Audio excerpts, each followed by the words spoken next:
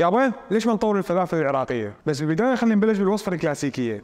راح نجيب حمص منقوع ليله كامله، نحطه بماكينه الفرن مال اللحم او خلاط، بعدين نخلي فوقها كم فص ثوم، وراح نخلي وياها شويه هوايه بصل اخضر.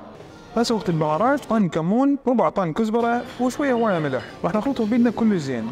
هسه عندنا حركه كلش مهمه لازم نسويها، نقسم الخليط مالتنا نصين بالضبط.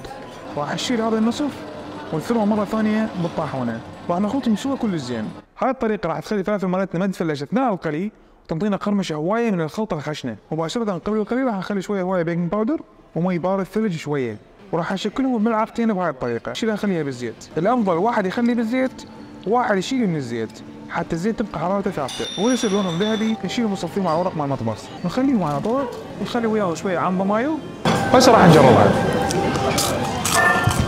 هذه كلاسيكيه، شلون تنصحون نطورها؟ رايكم؟